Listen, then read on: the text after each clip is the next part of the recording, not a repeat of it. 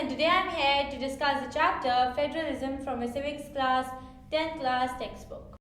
So, what is federalism? Let us take the example of a classroom.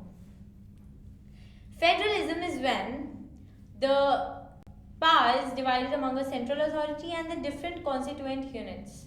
So, in a school, in a classroom, the power is divided among the teacher and the students.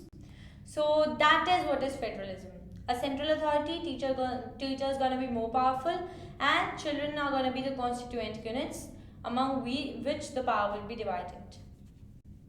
And among those students also, one will be the captain of the class, one will be just a normal student, one will be the topper of the class. So power is divided among the constituent units also differently, that unequal distribution of power among the constituent units.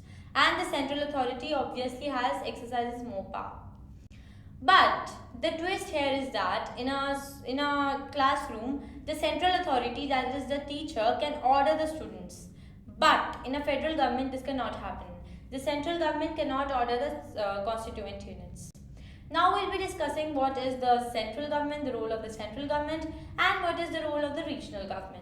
The central government look after the issues of national interest, like let us take the example of currency, foreign affairs, defense, etc. That is the national affairs. And the state looks after the day-to-day administration of the state and the well-being of their own states. So this is how the power is divided among the central authority and the state authority. Then there are two types of government: unitary government and federal government. In unitary government, there would be just one level of the government, or the other level of the government, that is the state government, will be answerable to this level of government. Okay, let us take the example of the classroom again. The teacher is the central authority. She can order the class. The class is answerable to the teacher. If a student does something wrong, he or she is answerable to the teacher. So that is what is there. There is only one level of government, and if other levels exist, they are subordinate to that level of government and they are answerable to that level of government. But in federal government, it is not there. Though the central government is powerful than the state government, but the state government is not answerable to the central government in any case. Then the second thing, can the teacher order the students? Yes, she can order, bring your notebooks tomorrow. The children have to bring their notebooks. And this is done in the unitary form of the government. The central government can order the state or the regional or the provincial government. But in the federal government, it cannot happen. The central government cannot order state or provincial governments. Then, how will we identify that a government is federal, unitary, particularly is it federal or not? There are 7 points which apply to a federal government. This is how we can identify whether our government is federal or not. First point, there should be at least 2 or 3 tiers of government, 2 or more tiers of government you can say. For example, in India you can see there are 3 tiers of government: the central government, the state government and the local government. Then the second point, each level of government should have its own jurisdiction. Its own jurisdiction on specific matters like legislation, administration and taxation. So this is what is to be possessed by each level of government, be it the central government, be it the state government. And these jurisdictions are clearly written in the constitution.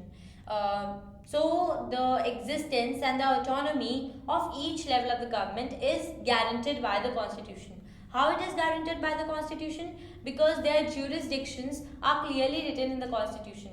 In fact, their powers they will exercise and the rules and regulations they have to follow are also written in the constitution. Then, the courts will look after the overall administration. That means, they will interpret the constitution. If, for example, state government is not following the power sharing terms which are written in the constitution, so courts will intervene and they will see the overall, they will see the interpretation of the constitution and the power division. 6. The provisions given in the constitution cannot be changed unilaterally by any level of government. For example, it is said that union government is not cannot order the state government, and if the new union government wants to change it, Can it change it? No, it cannot. For changing any provisions in the power sharing, divisions given in the constitution, you have to at least have 2/3 of majority. This should be passed by both of the houses. Then at least 10 states, half of the states of the India should agree to this, which won't happen for sure, because states also want to exercise their power as autonomous units. Then the sources of revenue, and from where will they collect. The union government and the state government will collect taxes is clearly mentioned in the constitution to provide financial autonomy. Autonomy means freedom to work as an independent unit. Okay, so I think you have understood what are the 6 points. 7th point is the moral point of this. This federalism, the federal government has dual objective. First, to accommodate regional diversity and respect it. Second, to promote unity amongst the country.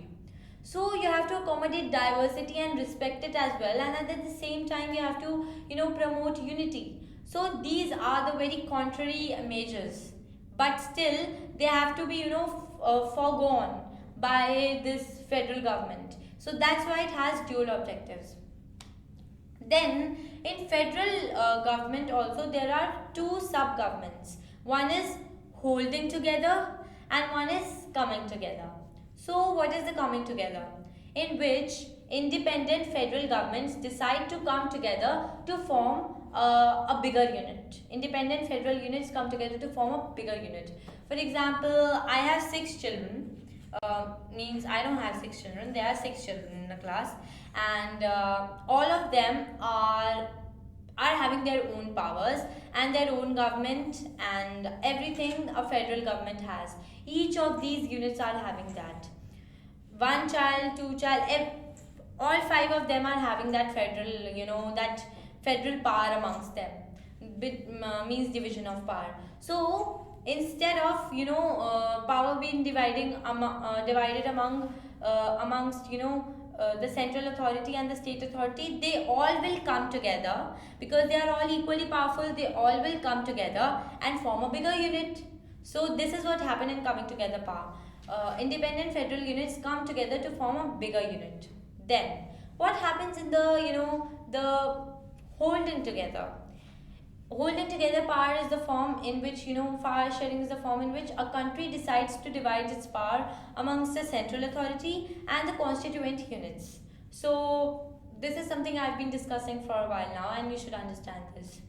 Then the second is, in the whole coming together, each constituent unit is equally powerful and very strong federal governments. So it says that though every federal unit, independent unit that's coming in is equally power and has a federal government of its own. Then in the federal government, what happens is the power is divided unequally amongst the constituent units. As I've already told you, some of the children are captains, some are not, and the central authority exercise more powers and is more powerful as compared to the constituent units. I hope that you have understood till here, and if you want to know more about this chapter, you've got to see my other videos as well. Thank you.